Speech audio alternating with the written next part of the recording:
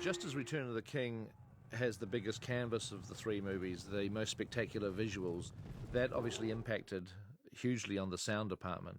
Creating the soundtrack, the sound effects, the sound design of the films, they had to come up with material that was going to match the visuals. We always knew that we were in for a hard ride with Return of the King. It's a big movie, much bigger than the other two. But this time around, we thought we had a handle on things. So the challenges became probably how to exceed from film two, from The Two Towers, how to make it even better.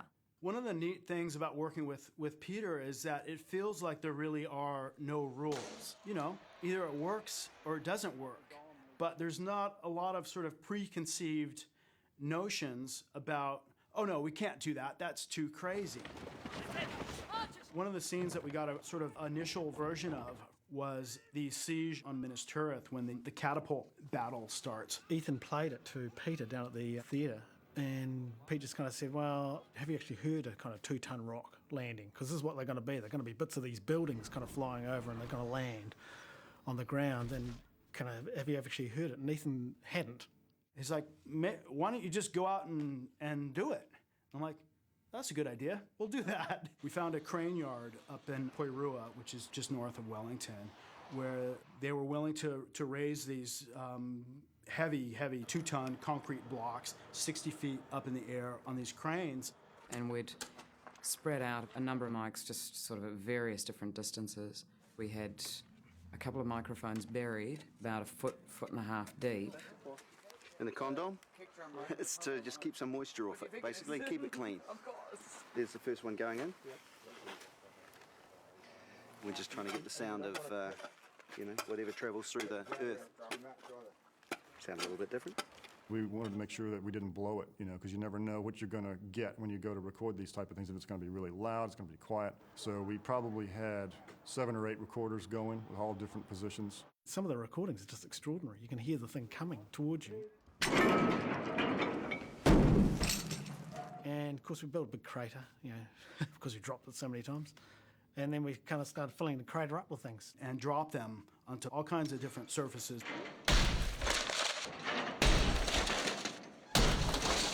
It was fantastic because it gave us the sound that we wouldn't have gotten any other way.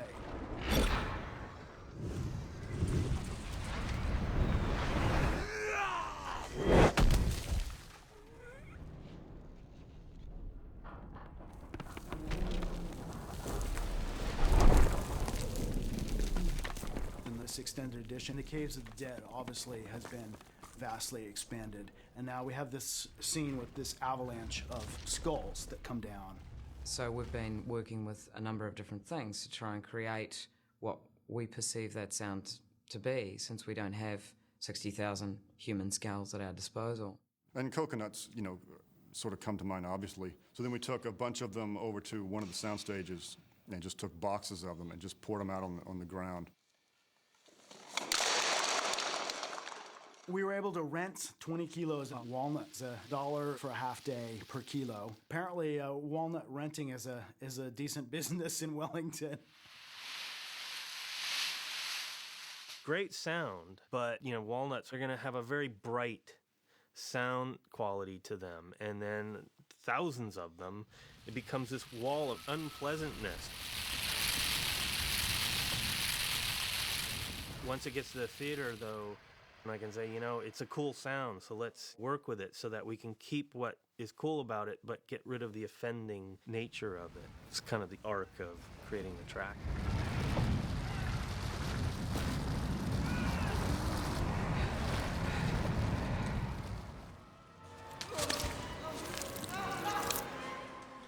It's sticky. What is it? Peter hates spiders, and so rather than sort of shy away, he wanted to sort of push the Shelob sequence into a place where Shelob couldn't be anything but the most slimy, spooky, nasty piece of spider business. I made my first pass at doing the Shelob vocal with this alien head. The thing that I was afraid of was that it might not be scary enough.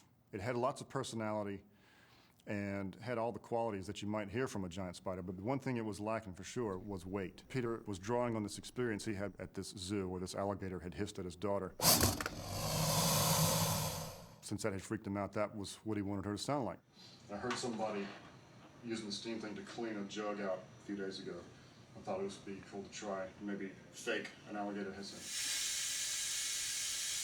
The problem with using hisses alone is that you can't make it sound aggressive, or angry. It's just sort of a hiss, which is sort of personality-less. Someone pulled up the sound of a Tasmanian devil over the internet, and it's just the most hideous sounding animal you've ever heard in your life. And so Katy Wood ended up going to the Taronga Zoo, where they have a couple of these Tasmanian devils in captivity. There's one in the main enclosure, Salem, who, just pointing my microphone at her, she would scream ferociously.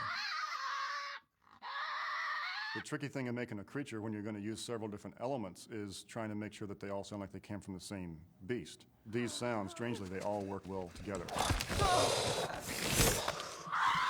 Barry Osborne, one of the producers from the very beginning, has been very instrumental in encouraging interaction and really sort of cross-pollination of all the different departments. I mean, especially for us in the sound department, it means being able to see what the visual effects people are up to. On this film, we had a great sound team, and they care greatly about their work. And they can only do their work well if they're informed. So I set up a way for the sound designer to get invited over to Weta to go to dailies. Ethan Van der Ryn and David Farmer came to my desk one day, and I showed them what we were working on, and the Shelob shots in progress, and they got excited about it. Not only was Shelob in the scene, but she was fully rendered, and I could actually see what her mouth was going to look like, with actually fangs in there, and these things are all inspiration for me as I'm trying to figure out what she's going to sound like. About a week later, all of the Shelob animators trekked over to the sound studio, and we were just blown away. It's so cool. Man, seeing that stuff really gives us ideas, too. After hearing the sounds that Dave Farmer was starting to put together for Shelob, the Shelob animation team started thinking about giving Shelob's mouth a lot more character and definition. That made us go back and try really hard to live up to the sounds.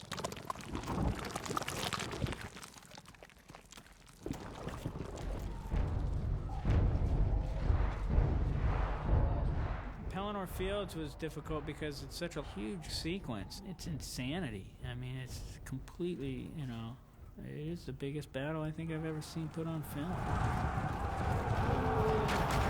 Although there's a tendency to kind of try and have everything playing at once, but to make it really busy and seem really big, it actually kind of tends to work against you. The only way to deal with those chaotic battles is to figure out, first of all, what to lose.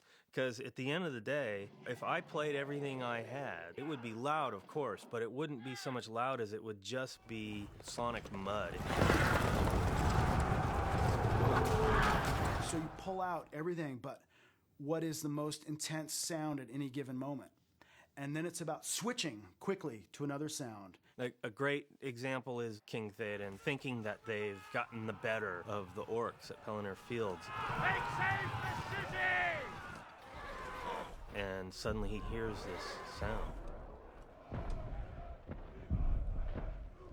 And all we hear is these subharmonic booms. And these sort of distant roars, which you can't quite identify. From that moment, we just sort of increase. We just let it all flow towards us.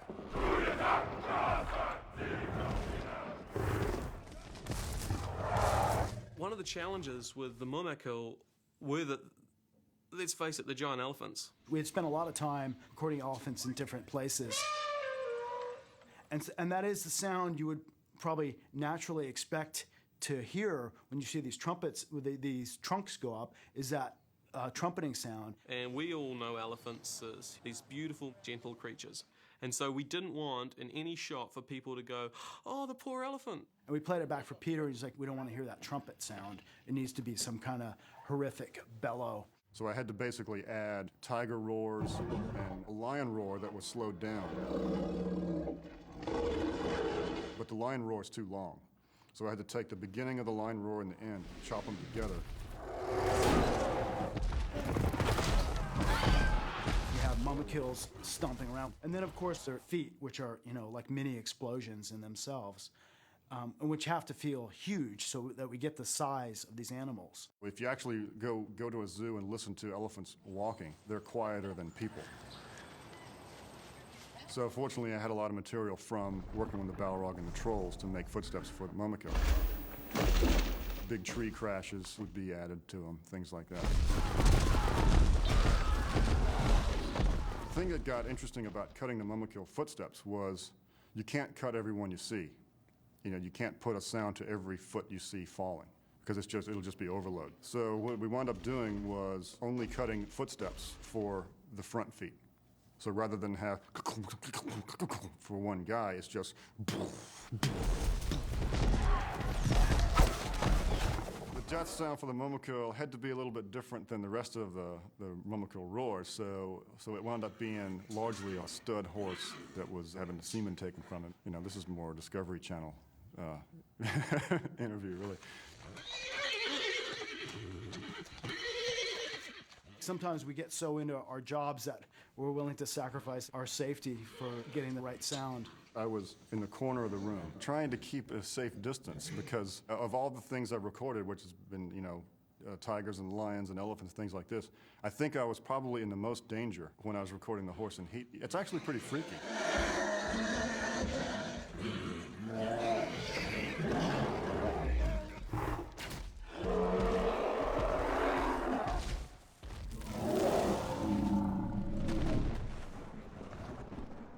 A lot of what finally ends up in the film is redesigned very late in the process. Towards the end of the movie, when Frodo is trapped up at the Orc's tower, originally we just came into that very, very quiet.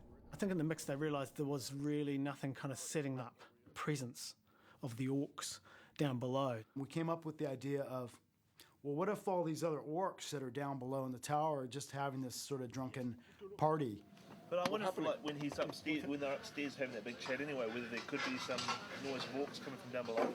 Yeah, it seems like you could do some, if there's any holes in there up in the tower while the two are fighting, or, some sort of backgrounds filtering up through that hole of all the... Maybe we could have them playing a little jug band off screen, an orc jug band. It seemed like it'd be a fun thing to do, so we just ended up dragging whoever was around the mixing stage at that point. Yeah, drunken orcs. We're drunk orcs singing. So 5 minutes in there. Can I have some drunken orcs in about 5 minutes in Theatre 3, please? Sure. Drunken orcs. We can do drunken orcs. Thank you very much.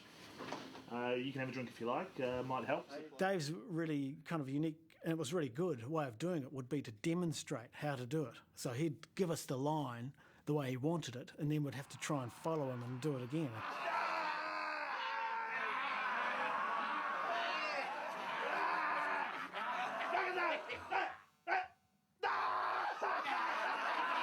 And Dave Whitehead did a few hours work sort of putting this whole drunken rhythmic party scene together, and I think it adds a real nice unique flavor to that scene.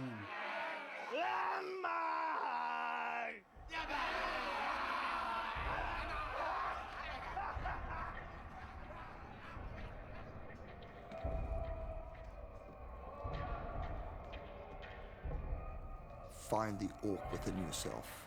Become that creature. That was the motivation, and they lapped it up. It was good.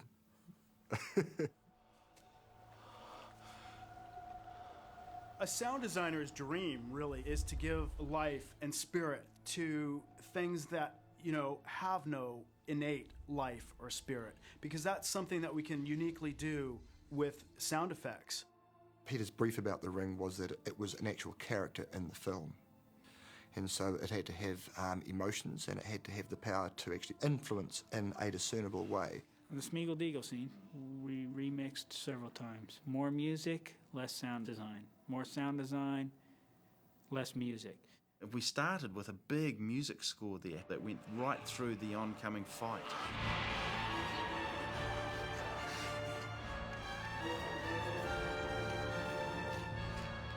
But it was covering up the darkness, the emotion that the sound design for the ring moment had built. That's a place where, if you will, the score goes away, and we go into this more affected sort of musical sound design. In a way, heartbeat, rhythmical sounds.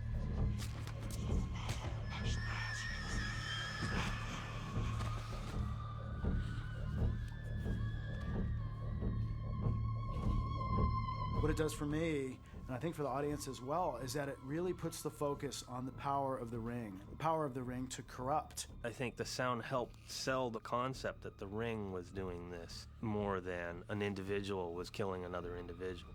And it's a moment where sound design is as powerful as anything there because it helps tell the story.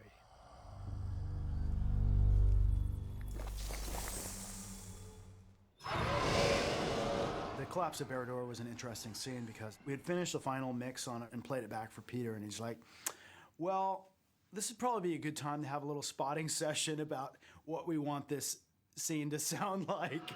And what he talked about was that he wanted this sort of unholy shriek to come out of the eye after the ring is melted. You actually literally, you have to identify it as a scream of anger, pain, fear. The trick will be trying to make the voice of Sauron more like a human, but trying to give this human voice enough power to actually rattle this tower and actually bring it down. We recorded ourselves screaming and used bits of things we had used for Sauron's eye in the past, some horsey type elements. Had to come up with a combination that all worked as one element that gave Sauron like a sort of a monster sound, but still kept him in sort of the human realm.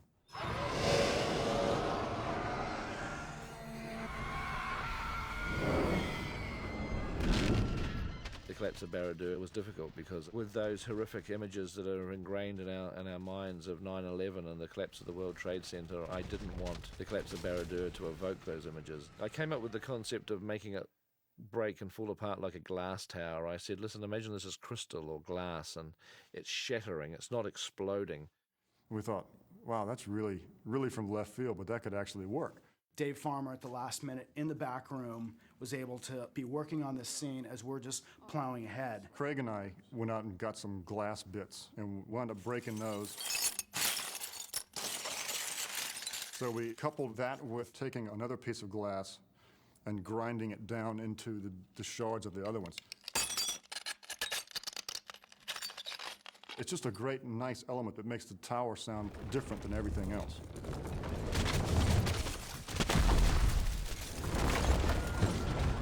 It was crucial to have our whole team right there, so when we get these sort of redesign areas of the film, we're able to get the whole team going on making this happen quickly, and then we can keep moving forward with the mix on the movie.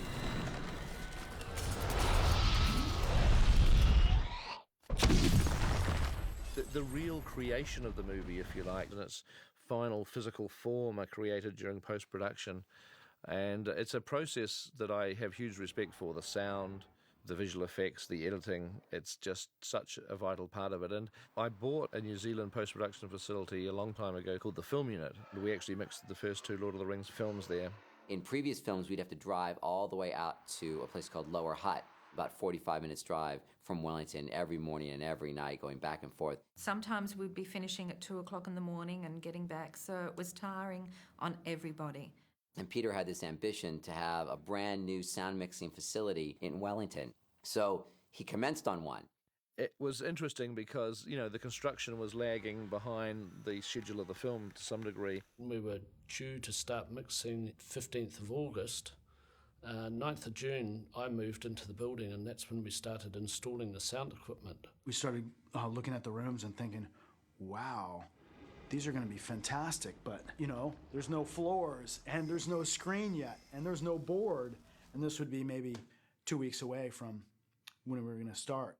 We walked in to start mixing as they were finishing the 3 sound mixing stages. The only part of the building that was actually finished at certain stages were the sound rooms that were being used. The mixers actually had to come to work to mix the film, walk through a construction site with jackhammers and saws and drills and hammering. We would have been pretty close to having to wear like hard hats to go to the mix. There were a couple times we had to say, You know, can you stop that drilling? Because, you know, we're mixing some kind of room tone where we're listening for every little detail, and there's this. At one point, the person I was working with just threw up her hands and said, right, this is it. I cannot work under these conditions anymore. Construction has got to stop. But that only happened a couple times, and it was really, really flawless. I mean, they have 3 of the best rooms in the world now. So it was a very complicated and difficult process, and one that meant a lot of long hours and a lot of bleeding ears, but they did a good job. You know, it wasn't easy, but, you know, like everyone, they just hung in there and just plowed through it. In as much as the film is a journey, the experience of working on it was very much a journey. It's been one of the most wonderful work experiences of my life, certainly the most challenging. Being challenged is a really good thing for creativity, because you can't afford to get comfortable with ways of doing things besides saying, well, we're going to get along, we're going to get through this together as a team, we're going to make this work. It's a tough project to say goodbye to. It's not just any old trilogy. It's a pretty special part of history, and not just for the people that watch it, but for the people that worked on it. I could walk away now and think, man, you know, I've accomplished such on this job and been involved with the kind of caliber of person that, you know, I could walk away right now and be very, very happy with my lot. Chicken sweetener. Sorry. Feels great. I mean, we're there. You know, it's like, you know, we finished Fellowship, we finished Towers, we finished Return of the King, and here we are. Well, here we are. The greatest thing about this job is that we're still kids with it. You know, all the pressures and all the schedules and stuff. But hey, man, we're making movies, man. It's great.